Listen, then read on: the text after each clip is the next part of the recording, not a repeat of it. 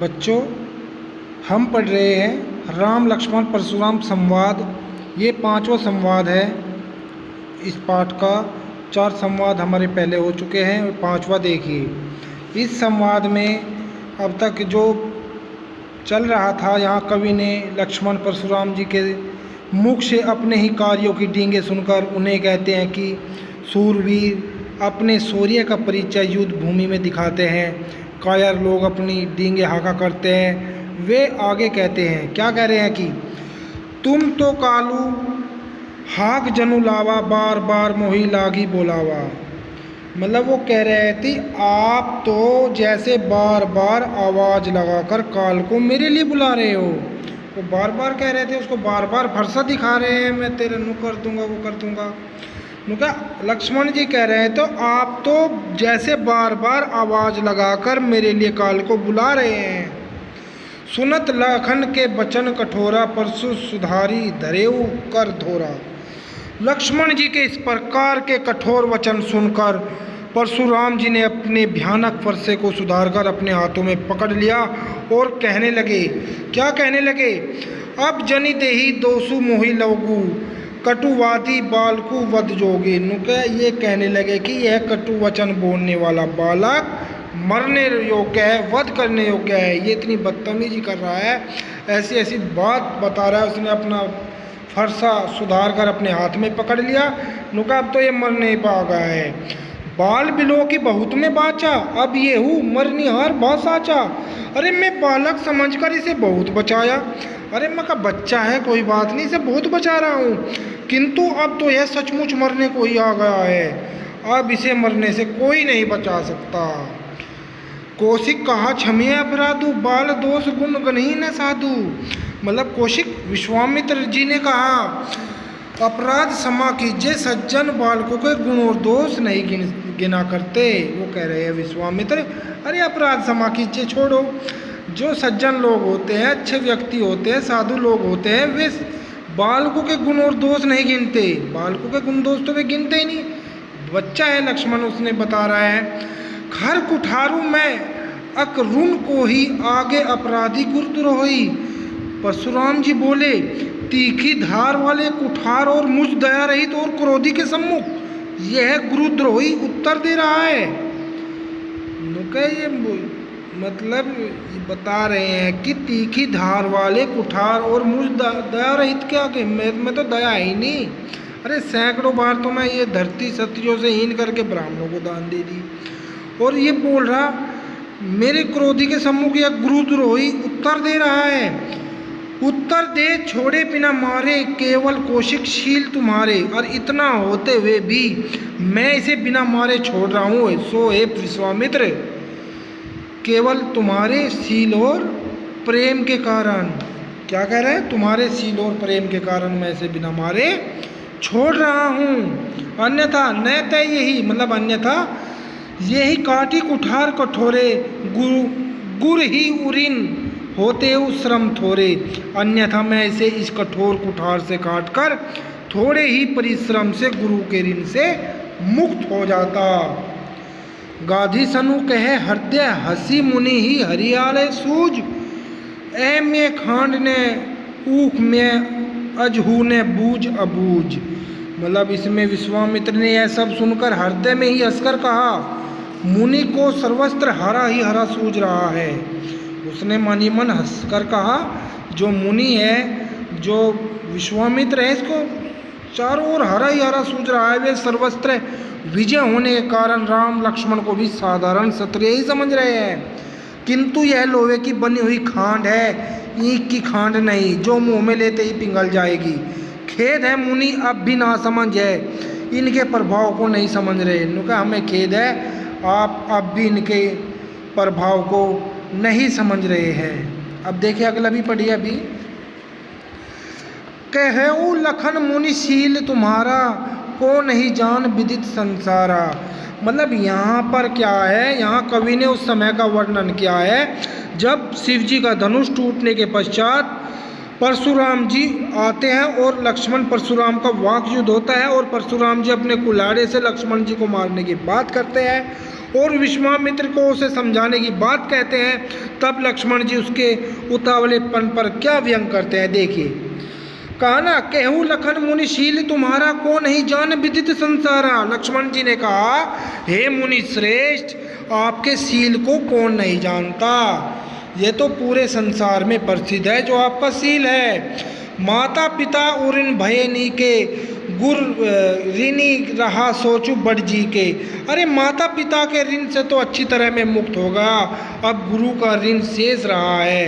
क्योंकि माता पिता के ऋण से तो हम मुक्त हो गए, अब गुरु का ऋण शेष रहा है जिसकी सोच ने आपको बहुत व्याकुल कर रखा है।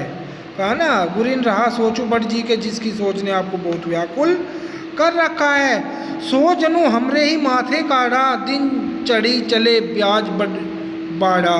वह मानो हमारे ही माथे काढ़ा था और बहुत दिन बीत जाने के कारण उस हमारे ऊपर तो उसका बहुत ही ब्याज बढ़ गया होगा। अब आरिन ब्याह हरिया बोली, तुरंत देह में थैली खोली। मतलब वो कह रहा है, अब किसी हिसाब किताब करने वालों को बुला लाइए, मैं तुरंत ही थैली खोलकर पूरा हिसाब चुका दूंगा। कहा ना, ब्याह हरिया बोली, मतलब किसी हिसाब किताब करने वाले को बुला लाइए, मैं पूरा हिसाब किताब चुका दूंगा। सुनी कटु वचन कुठार सुधारा, हाय हाय सब सभा पुकारा। मतलब इस प्रकार के कठोर और कड़वे वचन सुनकर परशुराम जी ने फिर कुठार संभाला, अपना जो कुल्हाड़ा था, अपना जो फरसा था, उसे संभाल लिया और पूरी सभा हाय हाय करके पुकार उठी। जो पूरी सभा थी वो हाय हाय करके पुकार उठी। वे ये समझ रहे थे अब नहीं छोड़ देंगे किसी को। भद्रवर्ष परसु देखा बहुमोही, विप्र बिचारी बचो नरपद्रोही। और लक्ष्मण जी ने कहा, मतलब पूरी सभा पुकार करके उठी और फिर लक्ष्मण जी ने कहा, हे भृग श्रेष्ठ, आप मुझे बार बार फरसा दिखा रहे हैं, आप मुझे बार बार मुझे फरसा दिखा रहे हैं, पर हे राजाओं के शत्रु, मैं आपको ब्राह्मण समझकर बचा रहा हूँ। कहा ना, विप्र विचारो बचो नरपद्रोही, मैं सिर्फ आपको ब्राह्मण समझकर बचा रहा हूँ।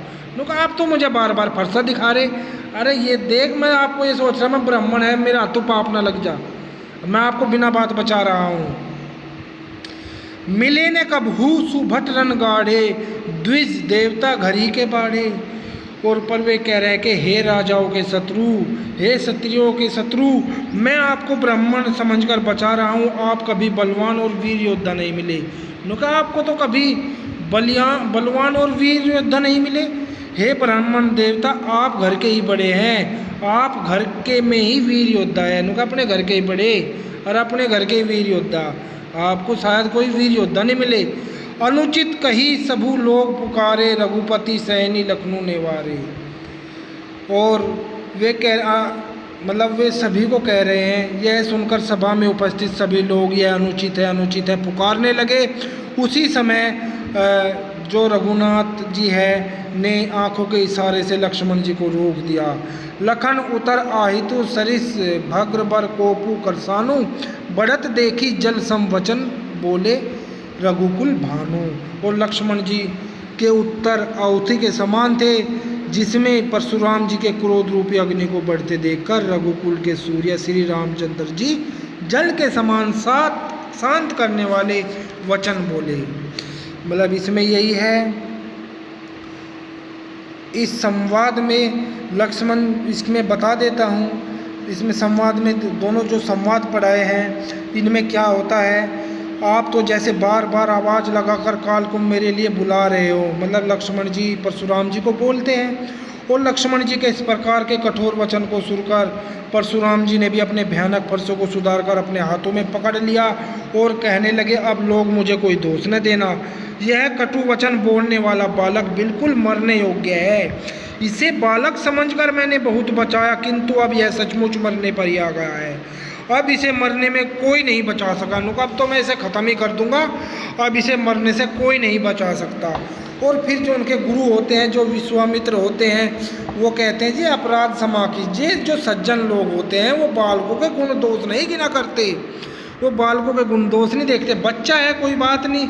परशुराम जी बोले, तीखी धार के कुठार और मुझ दया रहित और क्रोधी के सम्मुख यह गुरुद्रोही उत्तर दे रहा है। इतना होते हुए भी मैं इसे बिना मारे छोड़ रहा हूँ। सो हे विश्वामित्र, केवल तुम्हारे शील और प्रेम के कारण मैं इसे बिना मारे छोड़ रहा हूँ, अन्यथा मैं इसे इस कठोर से काटकर थोड़े ही परिश्रम से गुरु के ऋण से मुक्त हो जाता। वो कहता है मैं इसे थोड़े ही परिश्रम से मतलब गुरु के ऋण से मुक्त हो जाता। और विश्वामित्र ने यह सब सुनकर हृदय में यश कर कहा। जो मुनि है, जो विश्वामित्र है, उसे हरा ही हरा सूझ रहा है, सभी एक समान लगते हैं। वे हर समय वे सर्वस्त्र विजय होने के कारण राम लक्ष्मण को भी साधारण क्षत्रिय समझ रहे हैं, किंतु यह लोहे की बनी हुई खांड है। मतलब ये वैसे ही समझ रहे, कोई साधारण ही है। अरे ये तो लोहे की बनी हुई खांड है, कोई ईंट की खांड नहीं है। खांड तो आपने खाई होगी, जो बनती है बूरा खांड होती है, जो मुंह में लेते ही पिघल जाएगी। अरे खेद है, मुनि अब भी ना समझ है, इसके प्रभाव को नहीं समझ रहे हैं। और फिर अगले संवाद में वे कहते हैं, और फिर लक्ष्मण जी ने कहा, हे मुनि श्रेष्ठ, आपके शील को कौन नहीं जानता। वे कह रहे हैं, हे मुनि श्रेष्ठ, आपके शील को कौन नहीं जानता, यह तो पूरे संसार में प्रसिद्ध है। आप माता पिता के ऋण से तो अच्छी तरह मुक्त हो गए, अब गुरु का ऋण शेष रहा। उनका हम माता पिता के ऋण से तो अच्छी तरह मुक्त हो गए, और अब हमारे ऊपर गुरु का ऋण शेष है, जिसकी सोच ने आपको बहुत व्याकुल कर रखा है। वह मानो हमारे माथे काढ़ा है, बहुत दिन बीत जाने पर उन पर बहुत ब्याज भी पड़ गया होगा। अब आप किसी हिसाब किताब करने वालों को बुला लाइए, मैं तुरंत थैली खोल कर पूरा हिसाब किताब कर दूंगा, जो आप हमें ये कह रहे हैं गुरु का ऋण चुकाना है। लक्ष्मण जी के इस प्रकार के कठोर और कड़वे वचन सुनकर परशुराम जी ने फिर कुठार संभाला, अपना फरसा संभाल कर अपने हाथों में पकड़ लिया, तो पूरी सभा हाय हाय करके पुकार उठी। और लक्ष्मण जी ने कहा, हे भरत श्रेष्ठ, आप मुझे बार बार फरसा दिखा रहे हैं, पर हे राजाओं के शत्रु, मैं आपको ब्राह्मण समझकर बचा रहा हूँ। उन्होंने कहा, हे राजाओं के शत्रु, मैं आपको सिर्फ ब्राह्मण समझ के बचा रहा हूँ, आप ब्राह्मण हैं। क्यों? अगर आपको मार देते तो पाप लगेगा। आपको कभी बलवान योद्धा ही नहीं मिले, बलवान वीर ही नहीं मिले। हे ब्राह्मण देवता, आप अपने घर के ही बड़े हैं। उन्होंने कहा, आप अपने घर के ही शेर हैं, आप अपने घर के ही बड़े हैं, आप अपने घर के ही वीर योद्धा हैं। यह सुनकर सभा में उपस्थित सभी लोग यह अनुचित है पुकारने लगे। उसी समय जो रघुनाथ जी थे, श्री राम थे, उन्होंने आंखों के इशारे से लक्ष्मण जी को रोक दिया। और लक्ष्मण जी के उत्तर आहुति के समान थे, जिससे परशुराम जी के क्रोध रूपी अग्नि को बढ़ते देखकर रघुकुल के सूर्य श्री रामचंद्र जी जल के समान साथ करने वाले वचन बोले।